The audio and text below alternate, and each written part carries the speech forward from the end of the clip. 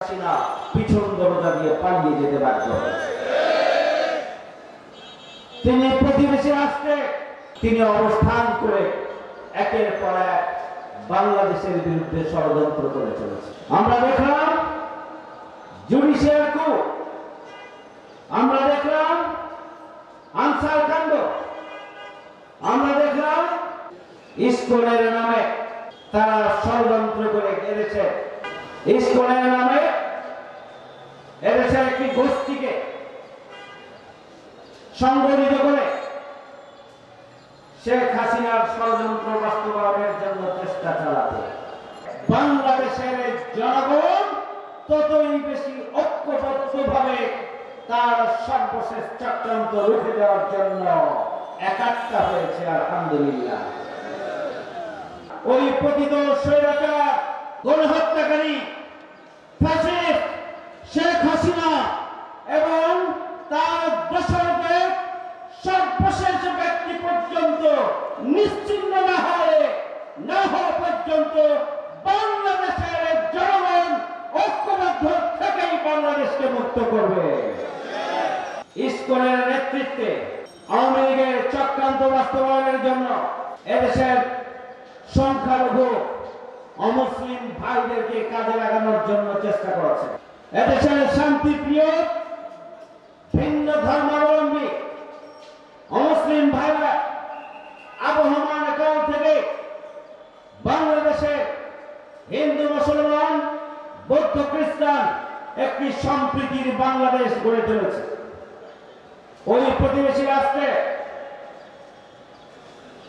বিভিন্ন সময়ে মুসলিমদের উপর হামলা হয়েছে, দাঙ্গা বেঁধেছে, নির্যাতন করেছে, নিপীড়ন করেছে, মসজিদ ভাঙচুর করেছে, অমুসলিমদেরকে তারা বড় ধরনের অত্যাচার অনাচার করেছে। এরপরেও সবসময় বাংলাদেশের শান্তিপ্রিয় মানুষ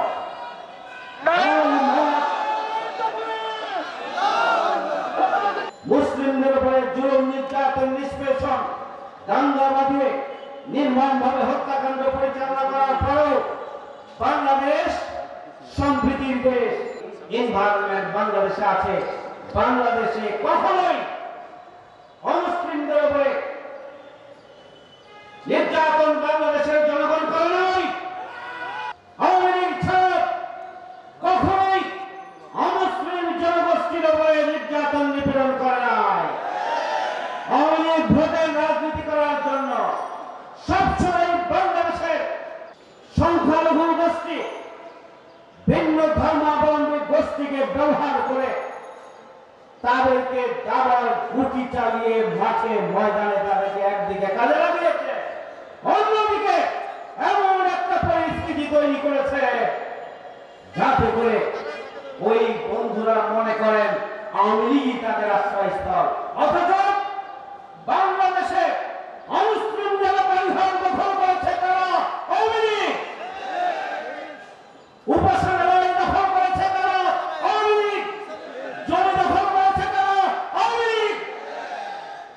সবচেয়ে ক্ষতিগ্রস্ত আবার তাদেরকে বাংলাদেশের শান্তিপ্রিয় জনগণকে উস্কে দিয়ে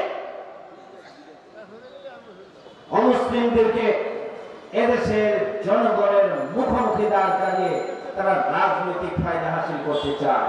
এই জন্য বাংলাদেশের জনগণকে সজাগ